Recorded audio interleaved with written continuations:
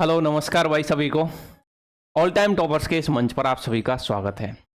तो कैसे हो भाई सभी? बढ़िया हो ना? बढ़िया ही रहने चाहिए हो।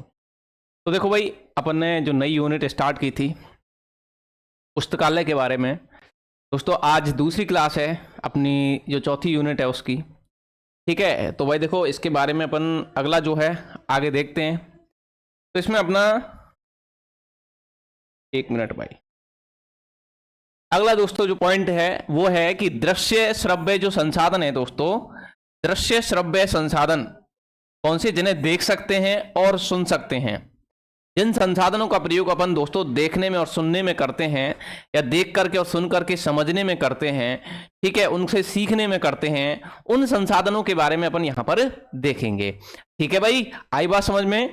तो यहां पर लिखा है कि दृश्य श्रव्य संसाधनों का प्रयोग यानी कि use of audio visual resources. दृश्य श्रव्य यानी कि ऑडियो और वीडियो दोनों होंगे दोस्तों इसमें। दृश्य यानी कि देख सकते हैं वीडियो, और श्रव्य यानी कि सुन सकते हैं ऑडियो। तो वीडियो ऑडियो विजुअल दोनों, ठीक है, ये लिखा ना ऑडियो विजुअल। ठीक है, इसके बाद देखो भाई, अगला आ रहा अपना है कि दृश्य श्रव्य सामग्री जो है उस सामग्री का अर्थ क्या होता है। Meaning of audio visual aids का मतलब क्या होता है। ठीक है, तो दृश्य श्रव्य सामग्री का अर्थ क्या है भाई? देखो यहां पर तो लिखा हुआ है कि दृश्य श्रव्य सामग्री वे साधन सामग्री और उपकरण होते हैं। ठीक है, क्या होते हैं? वे सामग्री साधन और उपकरण होते हैं जिनका उपयोग अपन जिनका उपयोग शिक्षक अपने शिक्षण को सरल दोस्तों, स्पष्ट और प्रभावशाली बनाने के लिए करता है। अब जैसे देखो ये बोर्ड है, ये बोर्ड पे अपन ने पीपीटी बनाई, ठीक है, इसके माध्यम से आपको अपन समझा रहे हैं। एक तरीका होता है दोस्तों नोट्सों के माध्यम से अपन आपको लिखाते, उसमें ज्यादा टाइम लगता, थोड़ा सा क्या लगता है, टाइम लगता है, फिर आप नोट्स बनाते। अब यहां पर क्या हो रहा है, नोट्स बने हैं, आपको पीपीटी मिल जाएगी, क्या मिल जाएगी, पीडीएफ मिल जाएगी, उस पीडीएफ से आप पढ़ सकते हो। तो आपको नोट्स बनाने की जरूरत नहीं पड़ेगी, क्या नहीं पड़ेगी, नोट्स बनाने की। हाँ, नोट्स कब बनाए जाएंगे, आप लिखोगे तो उसके लिए आप घर पर प्रैक्टिस कर सकते हो हर प्रश्न की। ठीक है, लेकिन आपको क्या मिल जाएगा, मैटर थोड़ा सा मिल जाएगा, आपको कॉपियां बनानी नहीं पड़ेंगी। तो यहां पर आपको क्या हो रही है, उससे सरलता हो रही है। क्या हो रही है? सरलता हो रही है। आप यहां पर समझ पा रहे हो, सुन पा रहे हो, देख पा रहे हो। ठीक है, दोनों माध्यम हो रहे हैं। तो यही है कि दोस्तों जो अपन पढ़ रहे हैं, शिक्षक जो होता है अपने जो शिक्षण है उस शिक्षण को प्रभावी बनाता है, सरल बनाता है, स्पष्ट बनाता है। क्या बनाता है? स्पष्ट बनाता है। इनसे देखने, ठीक है, यानी कि दृश्य और सुनने यानी कि श्रव्य दोनों इंद्रियां क्या हो जाती हैं, सक्रिय हो जाती हैं। अब भैया तुम्हारी आंख सक्रिय है और तुम्हारे कान सक्रिय है, दोनों इंद्रियां सक्रिय हैं। और यहां ये ना, ये इसको जरूर सक्रिय रखना। ठीक है, ये सक्रिय है ना, तो सारे काम हो जाएंगे, जिससे विद्यार्थियों को दोस्तों पाठ्य विषय जो है उसको समझने में अधिक सहायता मिलती है। बिल्कुल, अब तुम्हारा जो भी पाठ होगा, जो भी कोई चैप्टर होगा उसको समझने में तुम कोई दिक्कत आएगी नहीं आएगी भाई, उसको आसानी से देख करके और सुन करके समझ पाते हो। एक चीज होती दोस्तों, आपके पास किताबें होती, आप खुद पढ़ पाते। क्या पढ़ पाते? खुद से पढ़ पाते। तो वहां पर आप किताब से खुद पढ़ रहे हो, अपना अध्ययन कर रहे हो, स्वाध्याय कर रहे हो। अब कोई अब चीज समझ में नहीं आती है दोस्तों, तो आप क्या करोगे, किसी दूसरे बंदे से पूछोगे या किसी अपने टीचर से पूछोगे। अगर आपको दोस्तों वो चीज वीडियो ऑडियो विजुअल के माध्यम से दोनों चीजें देखने को सुनने को मिल जाए, किसी टीचर के माध्यम से भी, तो तीसरा टीचर हो, तो वहां पर दोस्तों और भी फायदा हो जाएगा आपके लिए। ठीक है, सारी चीजें सरल हो जाएंगी, स्पष्ट हो जाएंगी। तो यही है, इनका मुख्य उद्देश्य क्या है दोस्तों? प्रभावशाली संचार यानी कि अफेक्टिव कम्युनिकेशन। कम्युनिकेशन यानी कि अफेक्टिव, यानी कि ये देखो, जैसे आप देख रहे हो यहां पर, इसको आप सुन रहे हो, आपको यहां पर मेरे को सुन रहे हो, इसको देख रहे हो यहां पर, ठीक है, और ये जो शब्द जहां पर जो लिखे हुए जिनको मैं बोल रहा हूं, इनको आप सुन रहे हो। तो ये बहुत बिल्कुल सरल स्पष्ट आपकी समझ में आ रहे होंगे, क्योंकि आपकी जो इंद्रियां है वो सक्रिय कौन सी? देखने वाली और सुनने वाली। इसके बाद अपन बात करते हैं दोस्तों, तो इससे जो मैटर होता है वो इफेक्टिव हो जाता है। कम्युनिकेशन जो होता है, संचार के जो माध्यम होता है, वो बहुत ज्यादा सरल हो जाता है, स्पष्ट हो जाता है। ठीक है, बेहतर अधिगम परिणाम, और दोस्तों इससे बेटर आपका रिजल्ट आएगा, बेटर अपना लर्निंग यानी कि सीखने का जो है तरीका बहुत बेटर हो जाएगा। ठीक है, अब यहां पर आता है कि दृश्य श्रव्य सामग्री जो है उसकी विशेषताएं। क्या भाई? उसकी विशेषताओं के बारे में देखो भाई, यह लिखित या बोली गई सामग्री को समझने में सहायता करती है। क्या करती है? लिखित यानी लिखी गई, और बोली गई जो सामग्री है उस सामग्री को समझने में सहायता करती है, बिल्कुल करती है। दृश्य समग्र सामग्री लिखित यानी लिखी गई और बोली गई, दोस्तों मेरे द्वारा बोली जा रही है, तो बोली गई जो सामग्री उसको समझने में सहायता करती है। विद्यार्थियों को प्रतिरूप यानी कि रिप्रेजेंटेशन जो है प्रदान करती है, बिल्कुल रिप्रेजेंटेशन आपको दी जा रही है, ठीक है। सीखने को और रोचक और स्पष्ट बना देती है। तो ये सारी चीजें तो आप समझ पा रहे होंगे, इसमें कोई ज्यादा कठिन बात है नहीं है।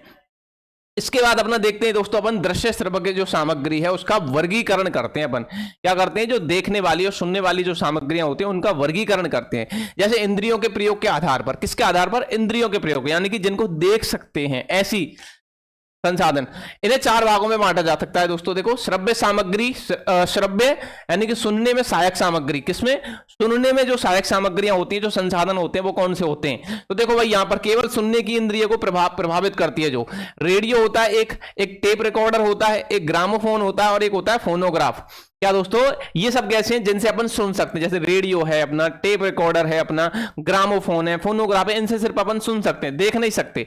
जैसे पहले अपना दोस्तों क्या चलता था, रेडियो चलता भैया। अब रेडियो चलता, समाचार आते, गाने चलते, तो भैया तुम सिर्फ सुन सकते हो। क्या कर सकते थे, सुन सकते थे। कैसेट लगी होती थी दोस्तों, टेप रिकॉर्डर होता था, कैसेट में क्या भरे होते, गाने भरे होते थे भैया। और जैसे अपना एक आईपॉड भी तो आता है छोटा वाला, उस आईपॉड को दोस्तों अपन लगा लेते हैं और फिर उसके बाद एक लीड लगी होती है कानों में। ये मोबाइल से पहले, मोबाइल के टाइम पर भी आ गया था दोस्तों वो, ये जो बड़ा वाला स्क्रीन टच वाला जो मोबाइल चल रहा है ना, इसी के टाइम पर आया था। इसके बाद दृश्य सहायक सामग्री की बात करें, केवल देखने की इंद्रियों को प्रभावित करती है। कौन सी इंद्रियां, केवल देखने की जो इंद्रियां हैं इनको प्रभावित करती है। अब जैसे कि भाई देखो यहाँ पर, और ये जो दृश्य सामग्री है ना, ये 2 प्रकार की होती है। एक होती है गैर प्रक्षेपी साधन, एक होता है प्रक्षेपी साधन। कैसा, एक गैर प्रक्षेपी और एक प्रक्षेपी। जैसे गैर प्रक्षेपी में आ जाते हैं दोस्तों अपने मॉडल जैसे कि कोई अपन ने दोस्तों कोई मशीन बनाई, उसका एक मॉडल अपना दिखाया, क्या दिया। जैसे स्कूलों में बच्चे मॉडल बनाते हैं ना दोस्तों, कुछ ऐसा, जैसे जेसीबी बनाती, क्या बनाती है, जेसीबी बनाती दोस्तों। तो वहां पर कुछ इस तरह से आप उसको रिप्रेजेंट करते हो, कोई देखने आता है कोई तो उसको दिखाते हो, तो वहां पर वही चीज है, ठीक है। मॉडल चार्ट की दोस्तों, चार्ट को सिर्फ हम देख सकते हैं। चित्र की बात करें, मानचित्र की बात करें अपन, यहाँ पर किसकी, मानचित्र की बात करें, ग्राफ की बात करें, बुलेटिन बोर्ड की बात करें, फ्लैनल बोर्ड की बात करें, फोटो को आप देख सकते हो, पोस्टर की बात करें, ग्लोब है, यानी कि ये ऐसी क्या है, सिर्फ चित्र हैं जो चल नहीं रहे, क्या नहीं कर रहे, कोई क्रिया नहीं कर रहे, जिनको आप सिर्फ देख रहे हो। क्या कर रहे हो, सिर्फ देख रहे हो, देखने के माध्यम से समझ रहे हो। जैसे कि किताब है दोस्तों, अब ये जो लिखा हुआ है ये क्या, एक चित्र है, क्या एक चित्र है जिसको आप देख रहे हो, पढ़ रहे हो, ठीक है, शब्द लिखे हुए हैं, ठीक है। अब जैसे प्रक्षेपी साधन कौन से होते हैं, तो ये समझ लेना कि गैर प्रक्षेपी में कौन से आते हैं, प्रक्षेपी में कौन से आते हैं। अब देखो, प्रक्षेपी साधन मूक चलचित्र, कैसे, मूक चलचित्र, फिल्म पट्टियां, एपिस्कोप, ओवरहेड प्रोजेक्टर, ठीक है। तो यहां पर दोस्तों मूक चलचित्र, मूक यानी कि दोस्तों बोलने वाले जो चलचित्र होते हैं, फिल्म पट्टियां होती हैं, जो नीचे की फिल्म पट्टी चलती रहती है ना, आपने देखा होगा नीचे की तरफ फिल्म की पट्टी चलती रहती है, उस पर लिखा हुआ होता है। और कई बार ऐसा होता है फिल्म पर नीचे चल रहा होता है, उसको एक व्यक्ति जो सामने से बोल रहा होता है, ठीक है। तो वहां पर दृश्य सामग्री की बात करें, देखो किसकी, दृश्य श्रव्य सामग्री की बात करें, देखने, ये तो अपनी सिर्फ देखने की, इससे पहले सुनने की। अब दृश्य और श्रव्य दोनों की बात करें, देखने और सुनने दोनों इंद्रियों को प्रभावित करती हैं ऐसी सामग्रियों की बात करें। जैसे भैया दूरदर्शन पर आते हैं समाचार, क्या आते हैं, समाचार। पहले तो नाटक भी आते थे, समाचार भी आते हैं बहुत सारी चीजें, स्पोर्ट्स की चीजें आती हैं, कि मैच देखने को मिलते हैं। अब भैया मैच देखने को आते हैं तो आप देखते हो ना, उसमें कमेंट्री होती है तो बोला जाता है। इसके अलावा आप मैच देखते भी हो उसमें, ठीक है। बोलते चलचित्र दोस्तों, बोलते चलचित्र आप देख रहे हो, चित्र चल रहे हैं और बोलते चलचित्र यानी कि उसमें बोला जा रहा है, उनके द्वारा ही बोला जा रहा है, ठीक है। पिक्चर देखते हो, पिक्चर में जो हीरो होता है बोलता है ना, ठीक है, चित्र दिखता है उसका, बोलता भी है वो, जैसे मैं दिख रहा हूं, मैं बोल रहा हूं। इसके अलावा रेडियो विजन की बात करें, क्या बात करें, रेडियो विजन की बात करें। रेडियो में देखो अपन सुन सकते हैं। ध्वनि पट्टी प्रक्षेपी, ध्वनि जो पट्टी यानी कि दोस्तों नीचे पट्टी चल रही होती है, उस पर जो लिखा हुआ होता है उसको बोला जाता है, यानी कि उसको एक व्यक्ति बोलता है। कठपुतली प्रदर्शन आपने देखा होगा, न्यूज रिपोर्टर बोलता जाता है, नीचे पट्टी पर लिखा हुआ आता है, या फिर इस तरह से एक जैसे वो बोलता है ना, एक पट्टी सी आ जाती है, यहाँ पर एक पूरा पर्दा आ जाता है, उस पर लिखा हुआ जाता है, ऐसे लिखता चला जाता है, ठीक है, वही वाली बात। इसके अलावा दोस्तों कठपुतली प्रदर्शन होता है, वो भी क्या है, एक दोस्तों दिखाया जाता है टीवी पर। इसके बाद देखो तकनीकी के आधार पर दृश्य श्रव्य सामग्री अभी पढ़ी थी अपन ने इंद्रियों के आधार पर, जिसमें अपन देख सकते हैं, सुन सकते हैं। अब दोस्तों तकनीकी के आधार पर दृश्य और श्रव्य सामग्री जो हैं इनकी बात करें तो देखो, तकनीकी के आधार पर दृश्य श्रव्य साधन जो है इनको 3 भागों में बांटा जाता है दोस्तों। कितने भागों में? 3 भागों में। 3 भाग कौन कौन से? एक होता है सरल हार्डवेयर, एक होता है हार्डवेयर उपागम, एक होता है सॉफ्टवेयर उपागम। सॉफ्टवेयर उपागम, हार्डवेयर उपागम और दोस्तों सरल हार्डवेयर। तो देखो यहां पर सरल हार्डवेयर जो है उनकी अपन यहां पर बात करते हैं। जैसे इस श्रेणी में वे उपकरण आते हैं जो अपेक्षाकृत कैसे होते हैं? सरल होते हैं। कैसे होते हैं? सरल होते हैं। देखो भाई, एपिस्कोप है, कौन सा? एपिस्कोप है। डायस्कोप है, मायादीप है, एपिडायस्कोप है, स्लाइड प्रक्षेपी है, ठीक है, फिल्म पट्टी प्रोजेक्टर है, अपारदर्शी प्रक्षेपी है, सिरोपरि प्रक्षेपी है।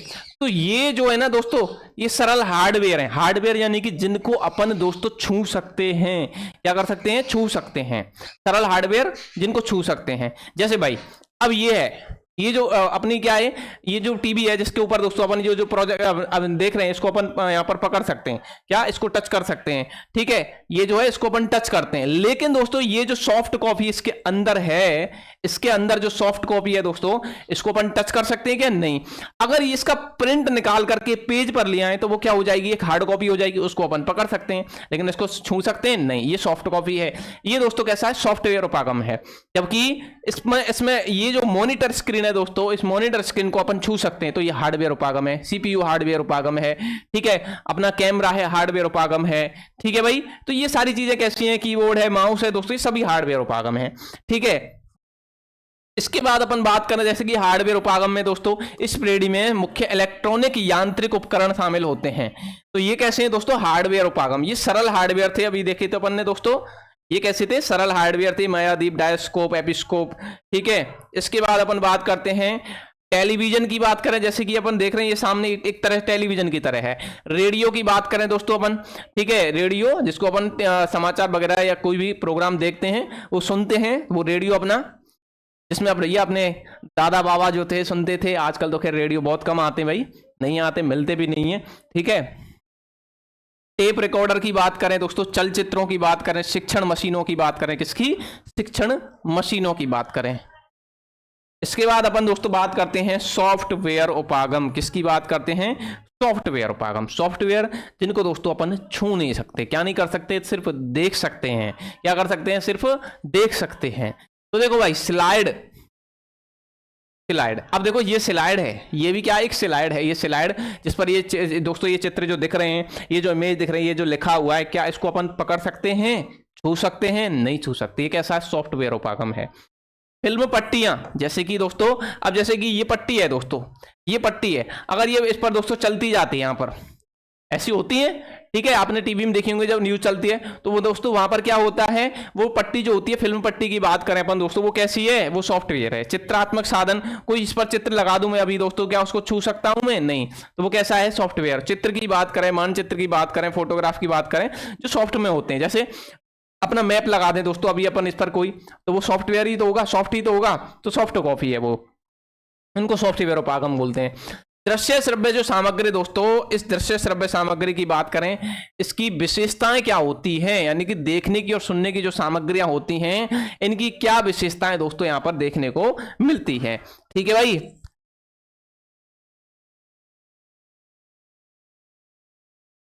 देखो भाई, यानी कि यूजफुलनेस, उपयोगिता की बात करें, यहां पर किसकी बात करें? उपयोगिता की दोस्तों यहां पर अपन बात करते हैं।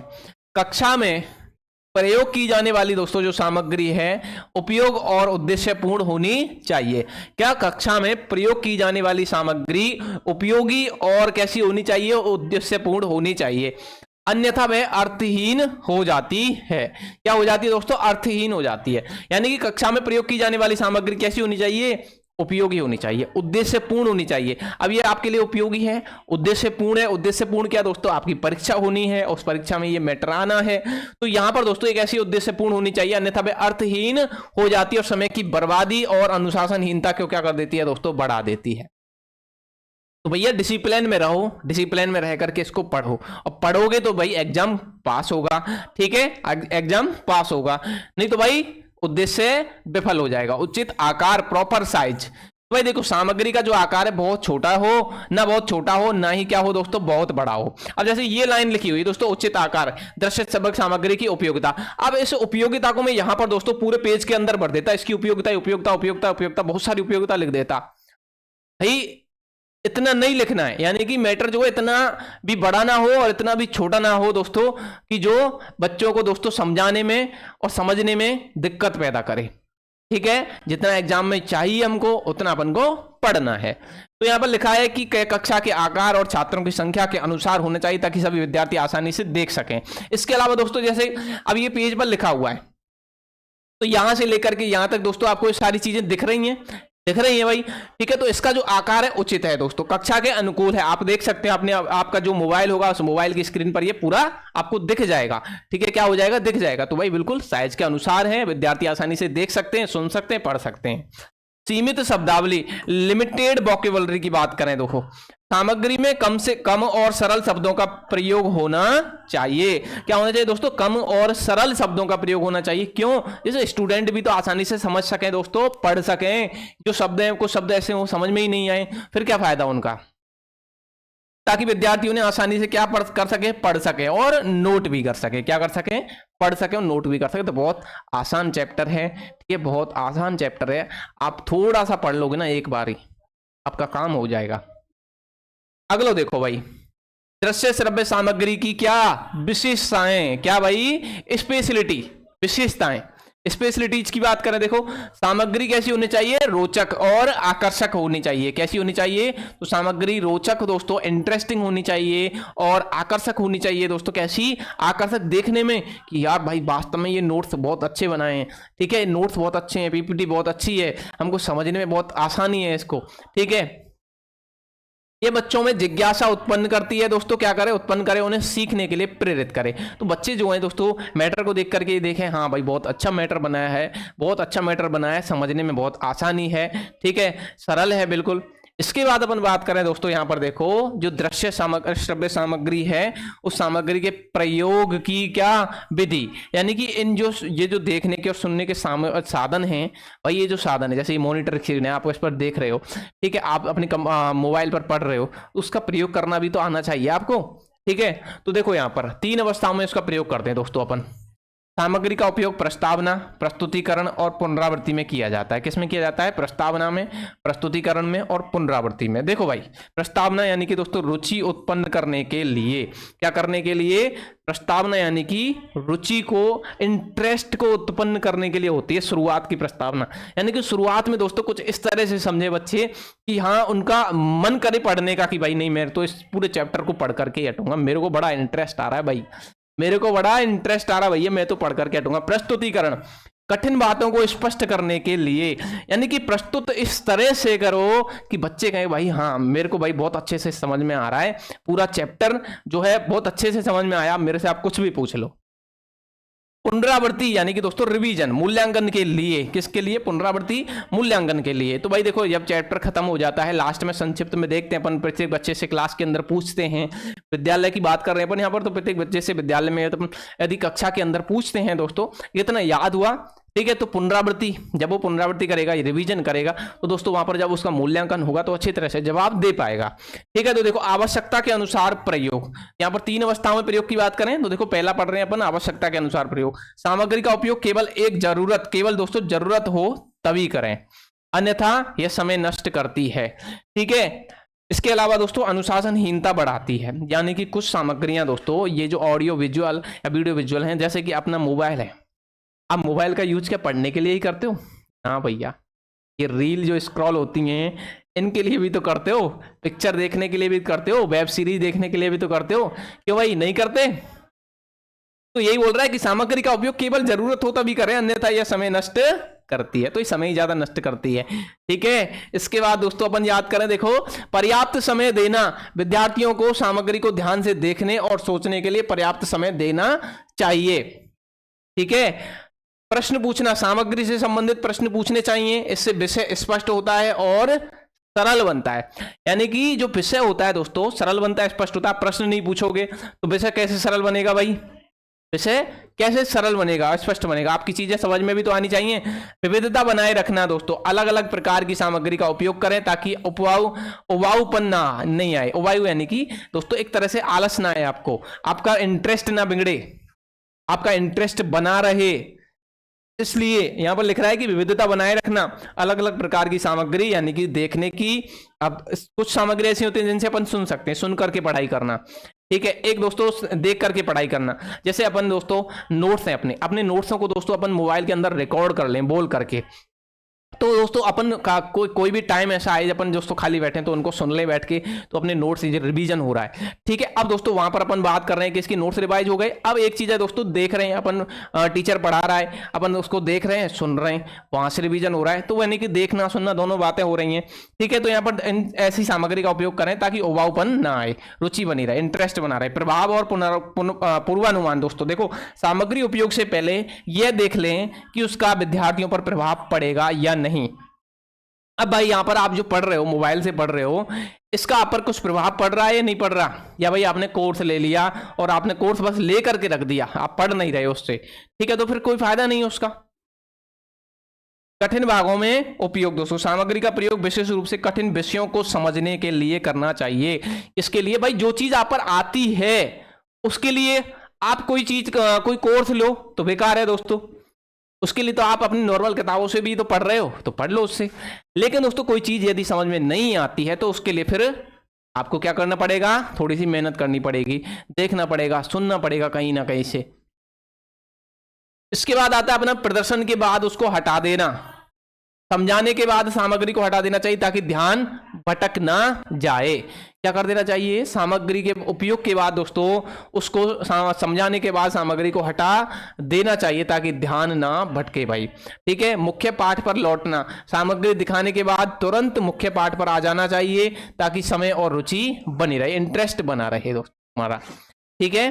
जैसे दोस्तों हम किताब पढ़ रहे हैं क्लास के अंदर, बच्चे किताब पढ़ रहे हैं दोस्तों, टीचर किताब पढ़ा रहा है, उसमें समझा रहा है। अब दोस्तों वहां पर आपके लिए प्रोजेक्टर भी लगा हुआ है।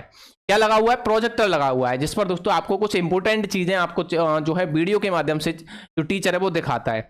अब दोस्तों वहां पर टीचर ने आपको वीडियो के माध्यम से दिखाया, आपका इंटरेस्ट आया, लेकिन आपकी किताब भी तो चल रही है, उसमें आगे भी तो चलना है। अब कोई चीज आपको दिखा दी वहां पर जो उस विषय से संबंधित थी, जो उस चैप्टर से संबंधित थी, तो आपको इंटरेस्ट आया, ठीक है, आप देखते रहे। अब उसको वहीं पर दोस्तों क्या कर दो, बंद कर दो प्रोजेक्टर को, नहीं तो फिर वो बच्चे जो हैं दोस्तों उस किताब के चैप्टर को छोड़ करके ना वो उसी पर ध्यान रहेगा। तो यहाँ पर यही था ना कि मुख्य पाठ पर आ जाना चाहिए ताकि समय और रुचि दोनों बनी रहे, ध्यान ना भटके, उसको हटा देना चाहिए, बंद कर देना चाहिए।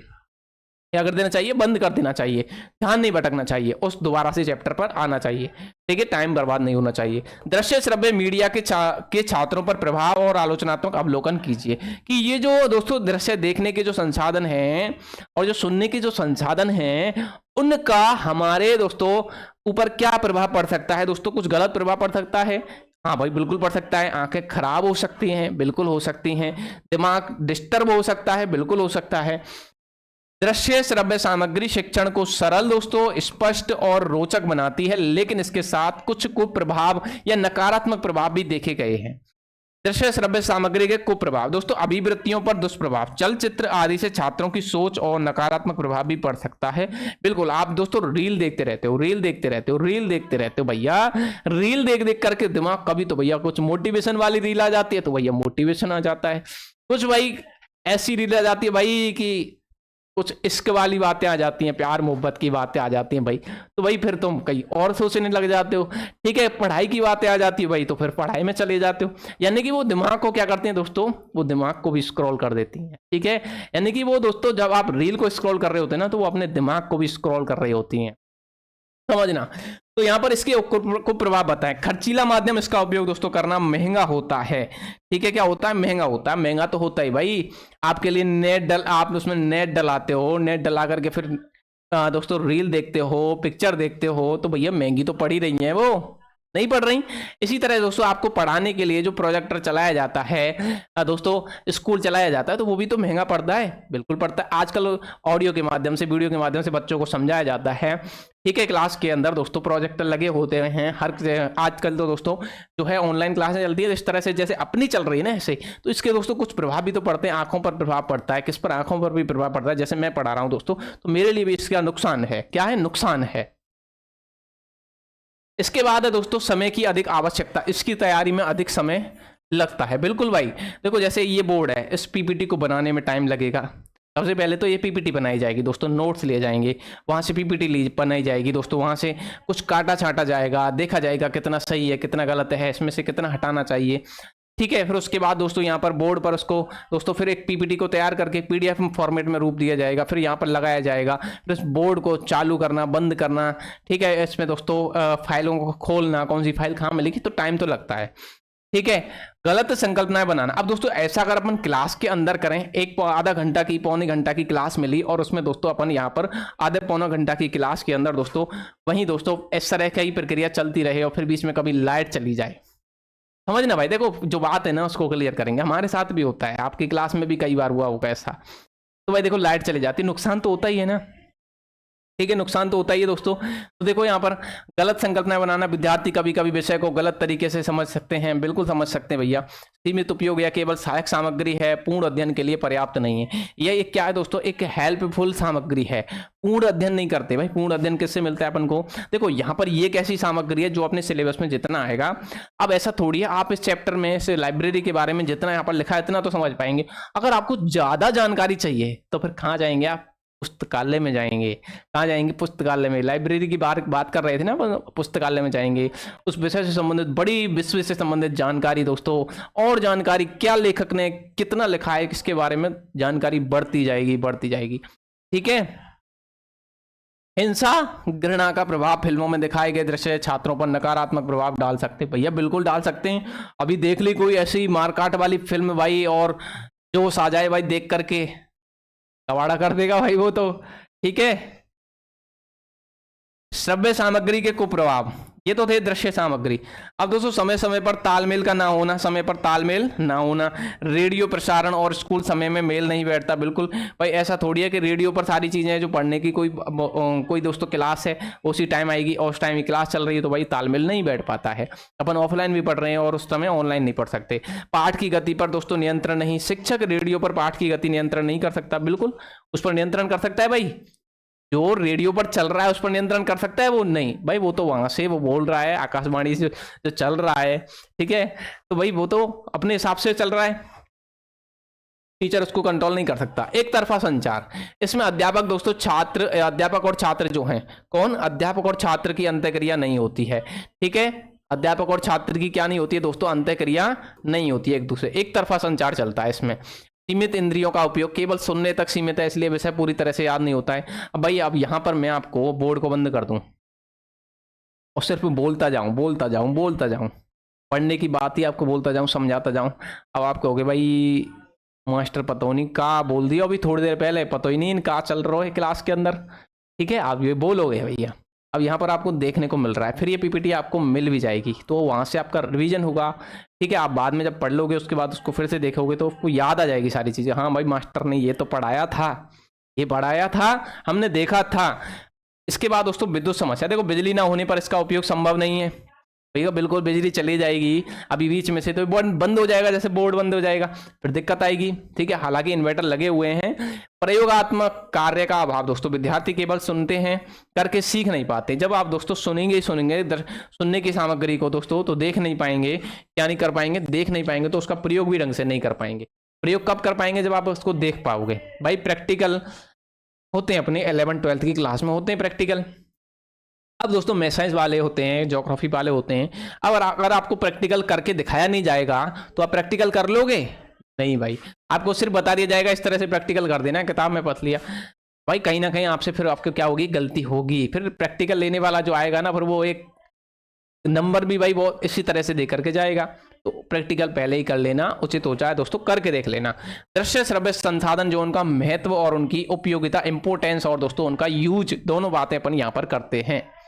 तो देखो भाई ये साधन प्रत्यक्ष अनुभव प्रदान करते हैं। कैसा अनुभव प्रदान करते हैं? प्रत्यक्ष अनुभव प्रदान करते हैं। ठीक है, जो दृश्य श्रव्य और शब्दों और वस्तुओं, क्या दोस्तों, वर्ड और जो वस्तुएं दोस्तों उनका संबंध स्पष्ट करते हैं। समय और शक्ति की बचत होती है। क्या होती है?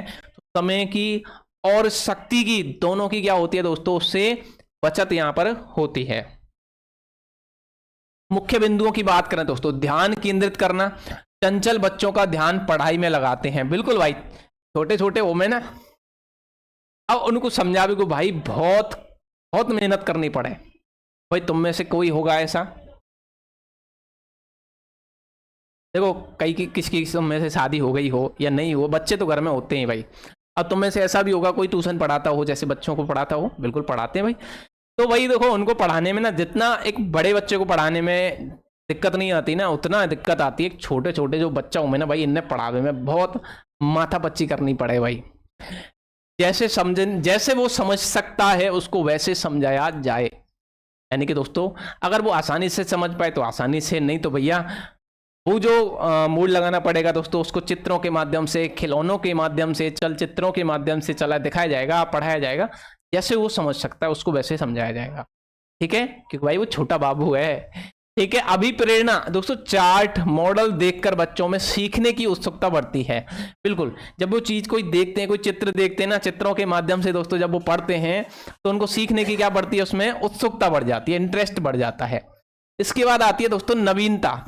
पढ़ाई में इंटरेस्ट यानी कि रुचि और ताजगी आ जाती है। क्या आ जाती है भाई? पढ़ने में मन लग जाता है। फिर क्या लगता है? पढ़ने में भैया मन लगता है फिर। ठीक है, अधिगम में वृद्धि होती है दोस्तों, यानी कि सीखने में। कोई भी कठिन विषय जो होता है जिसको अपन आसानी से नहीं सीख रहे थे पहले, अब उसको हम आसानी से क्या कर पाएंगे भाई?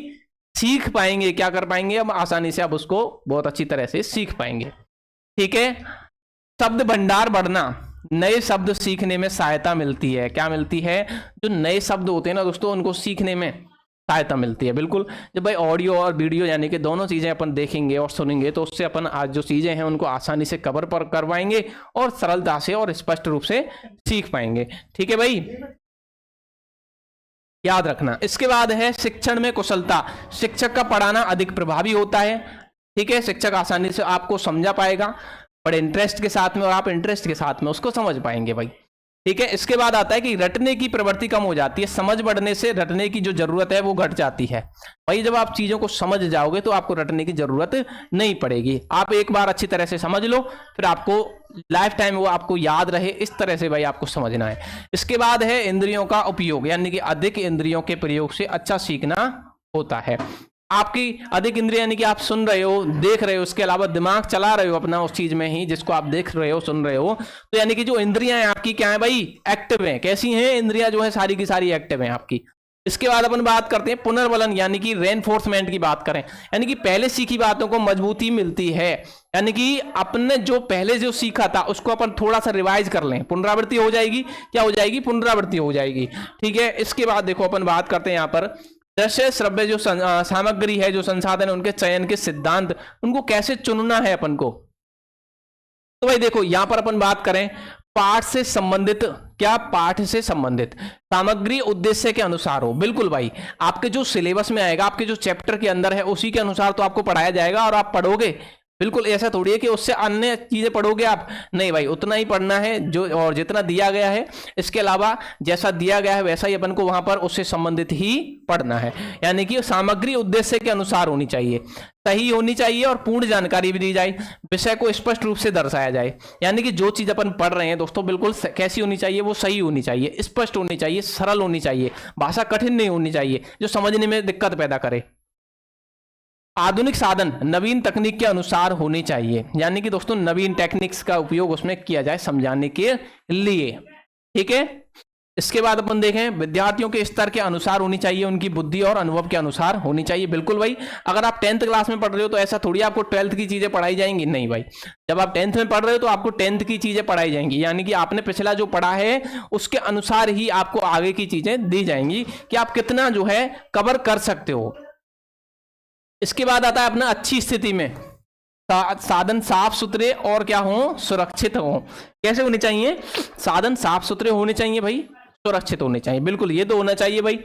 शैक्षिक महत्व, केवल सजावट नहीं हो, सीखने में सहायक भी हो।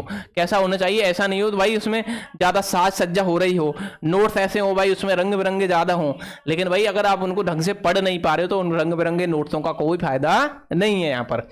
सरल और सुलभ होने चाहिए, आसानी से उपलब्ध और उपयोगी भी होने चाहिए, यानी कि पढ़ने की सामग्री कैसी होनी चाहिए? आसानी से उपलब्ध हो सके सभी के लिए। ऐसा नहीं कि किसी को मिले ही नहीं, किसी को मिल जाए, ऐसी सामग्री भी नहीं भाई, ठीक है। कुछ किताबें ऐसी होती है। चलचित्रों वृत्त चित्रों की बात करें अपन दोस्तों, फिल्म्स एंड डॉक्यूमेंट्रीज की बात करें यहाँ पर, तो देखो भाई यहाँ पर किसी विषय को समझाने वाले फिल्म, टीवी, रेडियो जो कार्यक्रम है उनको वृत्त चित्र कहते हैं। क्या कहते हैं दोस्तों? फिल्म, टीवी और रेडियो के माध्यम से अगर अपन किसी चीज को देख रहे हैं, सुन रहे हैं, ठीक है, तो उनको क्या कहते हैं? वृत्त चित्र कहते हैं। क्या कहते हैं भाई? वृत्त चित्र कहते हैं, डॉक्यूमेंट्रीज कहते हैं। अब इन चलचित्रों वृत्त चित्रों को यदि प्रयोग के तरीके देखें भाई, इनको प्रयोग कैसे करना है? तो समग्र अध्ययन के लिए प्रयोग करना है। समग्र अध्ययन यानी कि सीखने के लिए। सहायक या अनुरूप सामग्री के रूप में उपयोग करना है, ठीक है। हेल्पफुल सामग्री के रूप में उपयोग करना है, संसाधनों के रूप में, ठीक है भाई। इसके बाद देखो चलचित्रों के प्रकार, तो देखो इसमें चलचित्रों के कितने प्रकार हो सकते हैं? 3 प्रकार, 4 प्रकार। तो देखो एक होता है प्रलेखीय चलचित्र, एक होता है प्रायोजित चलचित्र, एक होता है शिक्षक निर्मित चलचित्र, एक होता है रूपक, जिसमें मनोरंजन और शिक्षा दोनों होते हैं भाई। जैसे अपना प्रलेखीय होता है, जिसमें विषय का गहराई से दोस्तों क्या किया जाता है? अध्ययन किया जाता है। कौन से? प्रलेखीय जो चलचित्र होते हैं उनमें विषय का गहराई से अध्ययन किया जाता है, डीप तरीके से। फिर आता है दोस्तों प्रायोजित चलचित्र, जिसमें व्यावसायिक उद्देश्य से बनी फिल्में होती हैं। कैसी? व्यावसायिक उद्देश्य से आपको यानी कि एक तरह से ट्रेनिंग दी जाती है, ठीक है। आप क्या करोगे भाई? व्यवसाय में काम कर रहे हो, कमाई कर रहे हो, तो भाई वहां पर आपको उस काम से संबंधित क्या दी जाती है? ट्रेनिंग दी जाती है। शिक्षक निर्मित चलचित्र, शिक्षक द्वारा बनाए गए शैक्षिक वीडियो, जैसे कि आप देख रहे हो यहाँ पर सामने, ये कैसे शिक्षक द्वारा बनाए गए क्या है दोस्तों? जो चलचित्र हैं, वीडियो हैं। इसके अलावा रूपक, जिसमें मनोरंजन के साथ ज्ञान प्रदान किया जाता है। बच्चे होते हैं तो बच्चों को दोस्तों मनोरंजन के साथ पढ़ाया जाता है, ठीक है। कुछ खिलौने वगैरह उनको दे करके समझाया जाता है, तो सारी चीजें होती हैं, ठीक है। इसके अलावा दोस्तों इसमें जो भी आगे बचता है उसको अगली क्लास में अपन यहाँ पर पढ़ेंगे, ठीक है भाई। तब तक के लिए धन्यवाद, राम राम भाई।